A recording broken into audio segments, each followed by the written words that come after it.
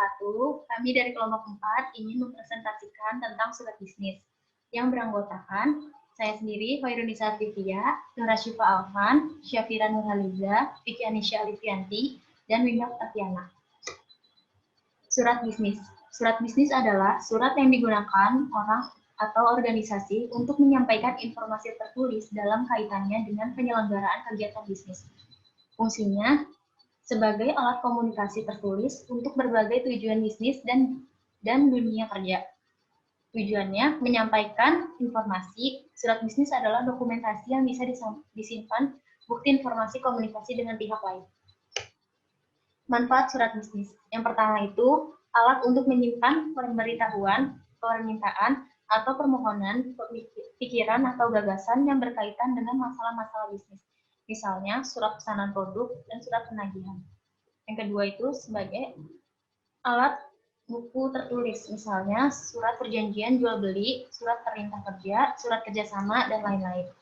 Yang terakhir, alat untuk mengenal. Selanjutnya ada bagian-bagian surat bisnis. Yang pertama itu ada kop surat. Di dalam kop surat terdapat nama perusahaan, alamat email, logo bisnis, nomor kontak, nomor kantor pos, dan lain-lain. Yang kedua, tanggal biasanya diletakkan di bawah judul, tepatnya di pojok kanan atas surat. Yang ketiga, informasi penerima. Yang keempat, salam pembuka. Yang kelima, isi surat. Yang terdapat paragraf pembuka, isi, dan paragraf penutup. Yang terakhir, tanda tangan. Berikut ini adalah contoh bentuk surat bisnis. Selanjutnya, surat pengiriman barang. Surat pengiriman barang adalah surat yang dibuat dengan maksud dan tujuan agar pembeli mempunyai persiapan untuk penerimaan barang tersebut karena sangat memungkinkan apabila barang pesanan tersebut memerlukan tempat penyimpanan khusus. Tujuan pengiriman barang. Yang pertama sebagai pedoman untuk mengirim suatu barang. Yang kedua sebagai alat untuk mengecek cocok tidaknya barang yang dipesan dengan barang yang dikirim. Selanjutnya akan dijelaskan oleh Syafira Nurhaliza. Di sini ada jenis-jenis surat pengiriman barang. Yang pertama surat pemberitahuan pengiriman barang. Selanjutnya surat pengiriman barang menggunakan kapal. Selanjutnya surat pengiriman barang ATK. Lalu surat pengiriman barang berupa kendaraan. Kemudian surat pengiriman barang berupa komputer. Selanjutnya surat pengiriman barang peralatan kantor. Lalu surat pengiriman barang melalui JNE. Kemudian surat pengiriman barang via pos. Selanjutnya, surat pengiriman barang berupa kulkas. Selanjutnya, surat pengiriman barang menggunakan truk. Kemudian, surat pengiriman barang elektronik. Lalu, surat pengiriman barang beserta cara pembayaran. Selanjutnya, surat pengiriman barang berupa kendaraan bermotor. Selanjutnya, surat pengiriman barang via pesawat. Selanjutnya, itu ada bagian-bagian surat pengiriman barang. Yang pertama itu ada nomor surat pengiriman barang yang diberi pihak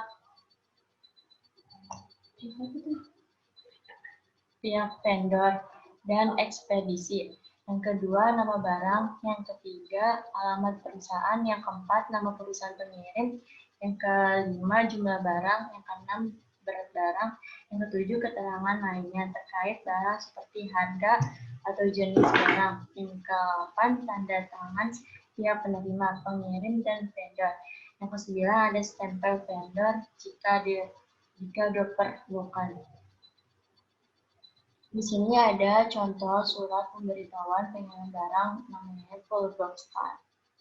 Selanjutnya, di sini ada surat pengaduan.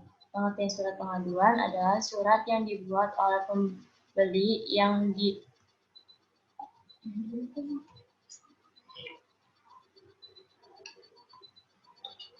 ditujuan penjual dengan maksud untuk memberitahukan bahwa orang yang tidak sesuai dengan pesanan disertai dengan cara penyelesaiannya. Selanjutnya ada tujuan pengaduan. Yang pertama, merespon keluhan baik yang berasal dari masyarakat, instansi lain di luar pengadilan maupun dari internal pengadilan sendiri. Yang kedua, menyelesaikan penanganan pengaduan sesuai dengan mekanisme yang berlaku. Yang ketiga, membuktikan benar atau tidaknya hal yang diadukan. Yang keempat, memberikan jaminan bagi masyarakat bahwa laporan pengaduan yang diajukan ditangani secara efektif, efisien, tepat, dan dapat dipertanggungjawabkan. Selanjutnya itu ada fungsi surat pengaduan. Untuk menyampaikan pengaduan terkait kerusakan barang dalam pengiriman, umumnya pihak pembeli atau perusahaan terkait akan meminta pertanggungjawaban seperti ganti rugi dalam bentuk uang atau barang yang sama. Yang kedua, manfaat surat pengaduan adalah menerangkan masalah Anda. Sangat penting bahwa surat pengaduan secara jelas menggambarkan masalah dan memberitahu pihak penerima untuk bertanggung jawab. Selanjutnya itu di sini ada contoh surat pengaduan, yaitu namanya block style atau modified block style. Selanjutnya di sini ada jenis-jenis surat pengaduan. Yang pertama, surat pengaduan kerusakan barang. Yang kedua, surat pengaduan kesalahan pada dokumen resmi. Yang ketiga, surat pengaduan pengajuan asuransi. Yang keempat, surat pengaduan keterlambatan pengiriman barang. Yang kelima, surat pengaduan pembatalan berkas. Selanjutnya, di sini ada surat penangguhan pembayaran. Surat penangguhan pembayaran adalah penundaan pengembalian hutang debit atau bunga interest untuk suatu periode waktu tertentu. Contoh, pembukuan kewajiban pengembalian hutang diperpanjang oleh pemerintah dan bank swasta negara maju pada suatu negara berkembang yang sedang mengalami kesulitan neraca pembayaran. Yang genting atau penundaan pembayaran hutang yang diberikan pada pedagang dalam suatu pasar komoditi yang menderita suatu penurunan harga yang dramatis. Selanjutnya itu dibacakan dengan Vicky Anisya. Tujuan surat penangguhan pembayaran untuk meminta kepada penjual supaya pembayaran ditunda atau diundur dari waktu yang sudah disepakati. Sementara untuk waktu yang tepat untuk membuat surat penangguhan pembayaran ini, yaitu sebelum waktu jatuh tempo pembayaran, supaya si penjual bisa menentukan apakah surat penangguhan pembayaran tersebut bisa disetujui atau tidak. Selanjutnya ada fungsi dari surat penangguhan pembayaran sebagai berikut. Yang pertama, sebagai konfirmasi dan permohonan perpanjang waktu untuk pembayaran barang atau jasa, di mana penerima belum sanggup memenuhi permintaan penjual. Yang kedua, selain itu, penangguhan pembayaran juga berfungsi sebagai permohonan maaf atas keterlambatan pembayaran. Yang ketiga, sebagai surat penundaan dan konfirmasi agar tidak dikenakan surat penagihan oleh penjual. Contoh surat penangguhan pembayaran. Surat tagihan. Surat penagihan merupakan dokumen tertulis yang ditujukan kepada penjual untuk membayarkan utang kepada atau perusahaan. Tujuannya untuk mengingatkan pelanggan agar segera melakukan pembayaran sebelum jatuh tempo dan untuk menghindari potensi kecurangan. Tujuan dari surat ini adalah untuk mendapatkan pembayaran atas jasa ataupun produk yang telah diberikan sebelumnya, namun belum dibayarkan oleh pihak pelanggan. Bagian-bagian surat tagihan.